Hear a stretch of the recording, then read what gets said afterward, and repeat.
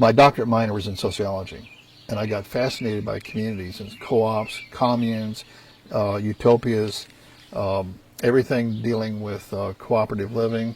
I feel the spirit of cooperation is really the answer, not the spirit of competition.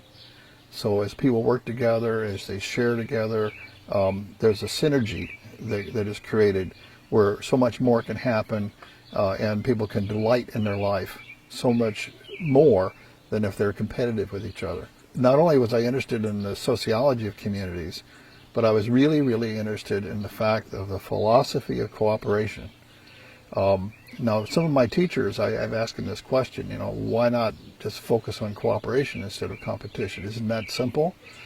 And they would say, well, everybody's got their own path.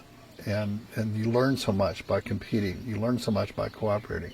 Who cares, what people do? It's very Taoist, that kind of concept is, let things be. Don't force it. Don't push the river.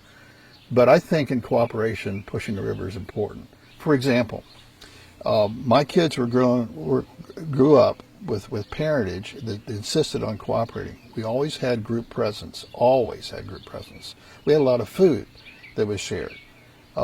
We shared in dishes, we shared in chores. We built that into the kids' environment. And I see that still today, decades later. Even in my grandkids, there's much more sharing and much more cooperating and less fisticuffs and battling and being, kids. They say these are kids are roughhousing. Well, my kids never roughhoused, and they didn't need the discipline because they were always working together and kind of as equal. They were participants, in their own decision making because they were cooperative. Now, I'm interested in utopias too, so I've done a lot of reading. I've got quite a collection of books in terms of historical utopias over the last couple hundred years. So the quest for community is often the quest for a better world, a more perfect world. Basically a quest for not the status quo, but being innovative and creative so the human spirit can get up to a new level.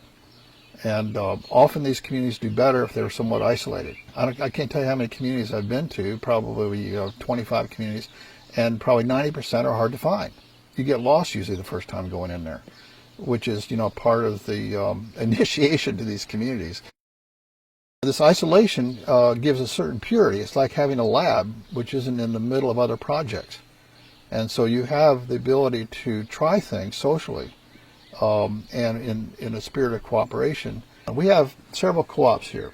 So we've already had a tool cooperative where we share tools so we don't all have to have a mower, we don't all have to have a weed trimmer, we don't have a certain kind of hammer or maul. We had the tool co-op, and we had a beginning of a chicken co-op, and now we improved that building. I was behind that, the architecture of it and the innovation there.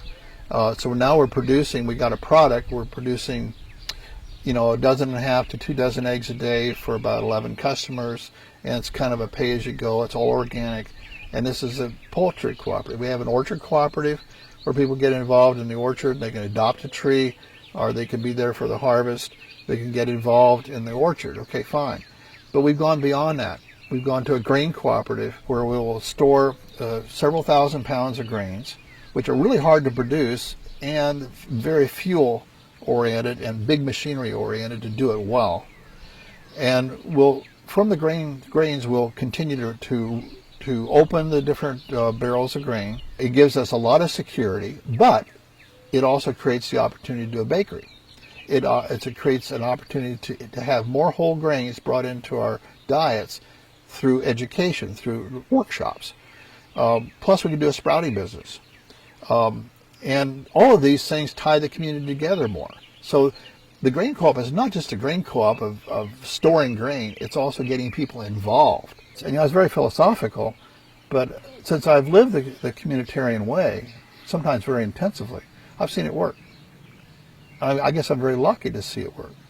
But I see people really caring about each other, people not being sexist, people not being into violence, people open to all the races, all the different lifestyles. And it's competition that creates the issues and the friction cooperation reduces the friction between people.